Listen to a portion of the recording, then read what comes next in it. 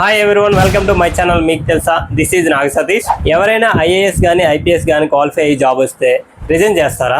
కానీ మనం చెప్పుకోబోయే ఈ వ్యక్తి మాత్రం సింపుల్గా రిజైన్ చేస్తారు. అంతేకాదు, ఏకంగా 20 డిగ్రీలు సంపాదించారు కూడా. మనం కిక్ సినిమాలో రవితేజని చూస్తాం కదా, ఏ జాబ్ కూడా సరిగ్గా చేయడు. ఎఫిషియెంట్ పర్సన్ అయినప్పటికీ కూడా అన్ని జాబుల్ని తన కిక్ కోసం వదిలేస్తుంటాడు. అలాగే ఈ వ్యక్తి గురించి తెలుసుకున్నాక ప్రతి ఒక్కరూ ఆశ్చర్యపోవాల్సిందే. ఇందుకే ఆ పర్సన్ అవ్వాలనుకుంటున్నారా? అతని పేరే శ్రీకాంత్ జిత్కర్. ఈ స్టోరీ ఉంటే మాత్రం అందరూ ఆశ్చర్యపోవాల్సిందే. ఎవరైనా సరే ఏం చేస్తాం, ఏదో ఒక రంగాన్ని ఎంచుకొని అందులో బాగా సక్సెస్ అవ్వాలని టార్గెట్ పెట్టుకొని కష్టపడతాం. అల్టిమేట్గా ఏంటంటే మన గోల్ని సాధిస్తాం. కానీ ఈ శ్రీకాంత్ జిత్కర్ మాత్రం 1 కాదు 2 కాదు చాలా రంగాలను ఎంచుకున్నారు. అంతేకాదు, ప్రతి రంగంలో కూడా ఈయన గోల్డ్ మెడలిస్ట్. 2 సార్లు యూపీఎస్సీలో క్వాలిఫై అయ్యాడు. కానీ ఏమీ కాకుండా జాబ్ను వదిలేశాడు. ఈయన గురించి చెప్పాలంటే ఎలా చెప్తాం? ఈయన ఒక ఎంబీబీఎస్ డాక్టర్ అని చెప్తామా, లేదంటే అడ్వకేటా, లేదంటే జర్నలిస్టా, లేదంటే బిజినెస్ మ్యానా? ఇలా 1, 2 ఏమని చెప్తాం. అందుకే ఈయన్ని బహుముఖ ప్రజ్ఞాశాలి అంటారు. ఈ శ్రీకాంత్ జిత్కర్ మహారాష్ట్రకు చెందినవాడు. అయితే ఈయన ముందు ఎంబీబీఎస్ పూర్తి చేసి డాక్టర్ అయ్యాడు. ఆ తర్వాత లా చదివి అడ్వకేట్ అయ్యారు.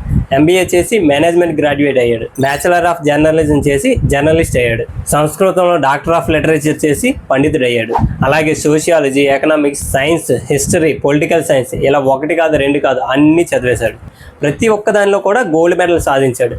అందుకే మనం ఈయన్ని సరస్వతి పుత్రుడు అనాలి. 1973 నుంచి 1990 మధ్య అంటే 17 సంవత్సరాలు ప్రతి సమ్మర్లో కూడా ఏదో కోర్సు చదవడం, ఎగ్జామ్స్ రాయడం. అలా ఈయన మొత్తం 42 యూనివర్సిటీల్లో రీసెర్చ్ చేసి మాస్టర్ డిగ్రీ సంపాదించాడు.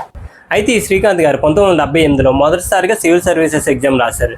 అందులో ఈయన ఐపీఎస్కి సెలెక్ట్ అయ్యారు. కానీ వెంటనే మళ్ళీ రిజైన్ చేశారు. తర్వాత మళ్ళీ 1980లో ఐఏఎస్కి సెలెక్ట్ అయ్యారు.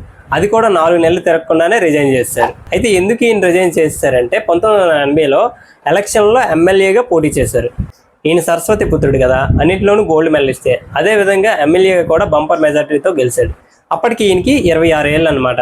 అంటే దేశంలోనే మొట్టమొదటి యంగెస్ట్ ఎమ్మెల్యే ఎవరంటే ఈయనే. ఈ మహానుభావుడు అంతటితో ఆగలేదు. నెక్స్ట్ మినిస్టర్ అయ్యాడు. ఏకంగా 14 పోర్ట్ఫోలియోల్ని పర్యవేక్షించేవాడంట.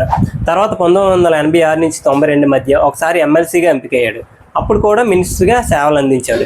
తర్వాత 1992 నుంచి 98 మధ్యలో రాజ్యసభ సభ్యుడిగా అంటే మెంబర్ ఆఫ్ పార్లమెంట్ గా ఎంపికయ్యాడు అనమాట. అయితే ఎందులోనూ ఓటమి లేని ఈయనకి 1998లోను తర్వాత 2004లోను కూడా మొట్టమొదటిసారిగా తక్కువ ఓట్ల మెజారిటీతో ఓడిపోతాడు. ఇదంతా ఈయన రాజకీయ ప్రస్థానం. అయితే ఇప్పుడు నాగపూర్లో ఎంతో ప్రత్యేకంగా చెప్పుకునే సాందీపిని స్కూల్ ఉంది కదా, ఆ సాందీపిని స్కూల్ ఫౌండర్ ఎవరంటే ఈ శ్రీకాంత్ జిత్కర్ గారు. ఆ స్కూల్లో విద్యార్థులందరూ ఇప్పటికీ కూడా జీరో గ్రావిటీ ఫౌండేషన్ పేరుతో ఎన్నో ప్రయోగాలు చేస్తున్నారు.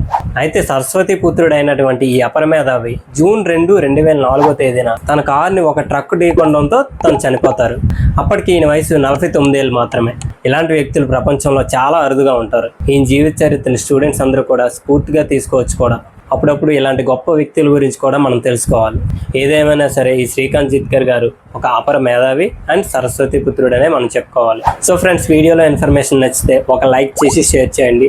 అలాగే మరిన్ని ఇంట్రెస్టింగ్ వీడియోస్ కోసం మా ఛానల్ని సబ్స్క్రైబ్ చేసుకోండి.